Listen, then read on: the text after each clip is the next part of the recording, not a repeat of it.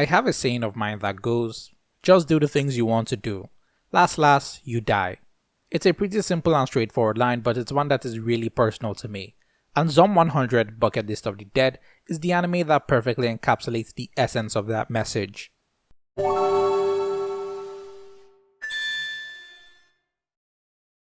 Zom 100 was a surprise hit for me this year. Considering the zombie genre is kind of dead, anytime I see anything that has something to do with zombies come out, it's usually some submersive twist to it. A good example of this would be Zombieland Saga, but I didn't watch that. The only other zombie themed anime I did watch was High School of the Dead, and that was all the way back in 2015. It's like, when something with zombies comes out, the zombies are never really the main focus.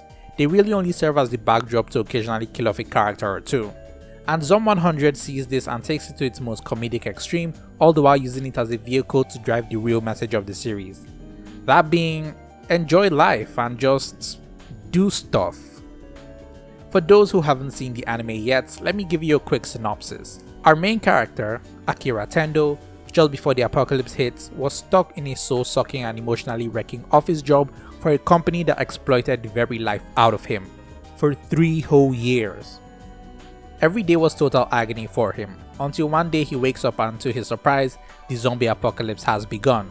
There's pandemonium and death everywhere, but to Akira, this is great because for the first time in forever, he finally has a day off. It's thanks to the apocalypse that Akira is finally able to do some introspection and realize just how much of his life he's wasted working for that company, and so creates a bucket list of all the things he wants to do before becoming a zombie. So in this world where life as we see it is no more, Akira finds new life.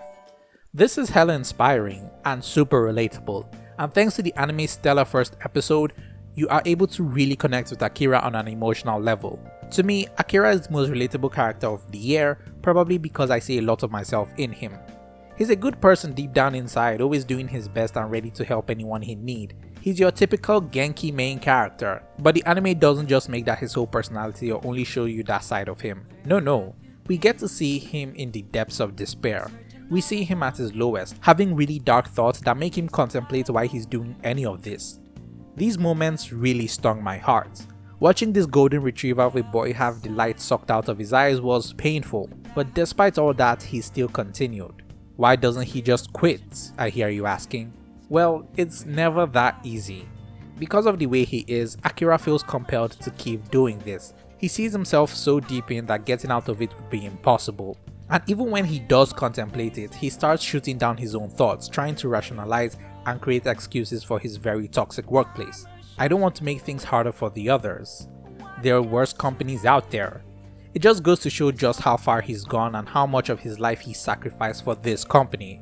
At this point, he's on autopilot and there's nothing he can do about it. He's depressed. If you're the kind of person who's found yourself in this kind of environment before, you'll instantly understand all the feelings he's feeling. Working kind of sucks, and it sucks even more when you know you're being exploited and can't do anything about it.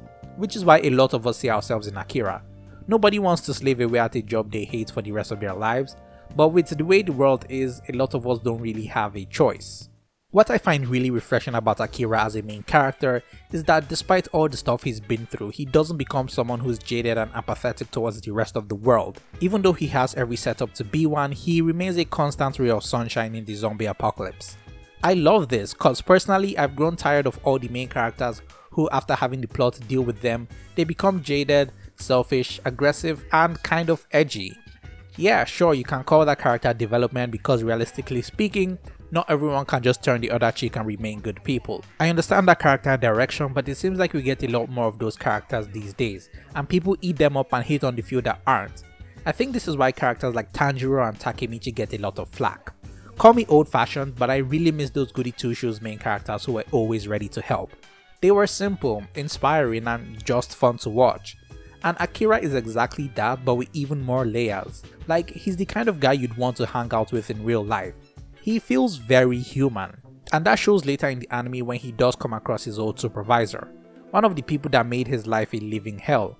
This is the apocalypse where everything goes, but Akira shows no signs of aggression towards him. He's way too stricken by PTSD to stand up against his former supervisor. You see the bubbly Akira have his energy and sense of self slowly sapped away from him, turning him into a timid, anxiety-driven boy.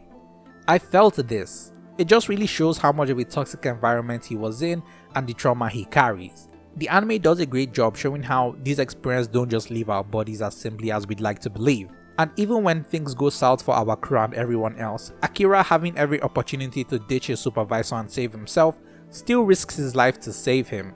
He's already a way better person than me, cause honestly I would have left his ass to be zombie food in a heartbeat. We don't get a super satisfying comeback punch after all this, but we do get Akira saying he never wants to see him again, which was honestly way more cathartic. When he said that, I felt lighter. Watching this anime has been something of a healing journey for me. Carrying the message of live your life to the fullest, every character drives that message in some way or form. Like Kensho, who, despite living life earning the big bucks and traveling around the world, felt miserable because his job didn't fit with his morals and wasn't as fulfilling as he'd hoped. To Shizuka, who has lived her whole life having everything decided for her and only making decisions out of necessity. They gain newfound freedom in the apocalypse, and this is the only setting where this actually works well. If this was set in normal society, the themes wouldn't hit as hard because it just turned into something of a road trip anime without a lot going for it. The zombies help to add tension to the whole story, seeing as truly any moment could be their last, so it really drives them to do the things they want to do, and thanks to the ungodly amount of plot armor the main characters have, the zombies only ever really act as a minor inconvenience to help our characters move on to the next location. But thanks to that, they are able to keep things fresh and create new situations to put our characters in. At least this isn't a generic the real monsters were humanity all along trope that we see a lot. The anime is all good vibes, and it's a shame that the hype around it fizzled out because of the many delays the anime had during its airing and the current indefinite hiatus it's in, which has fans wondering when episodes 10 to 12 will finally drop. Anytime I saw news about the anime pop up online, it was always how it was going to be delayed for some scheduling issue or the other, allegedly. It got so bad that fans gave it the moniker Zom 100 bucket list of the delayed. It's kind of ironic, but I guess that's just the industry. There's a lot of heart put into the adaptation that you just have to experience for yourself, with a lot of stylistic choices that make sure there's never a dull moment in the anime, so I can't recommend it enough. This has been your very favorite slice of bread. Just do the things you want to do and stay toasty.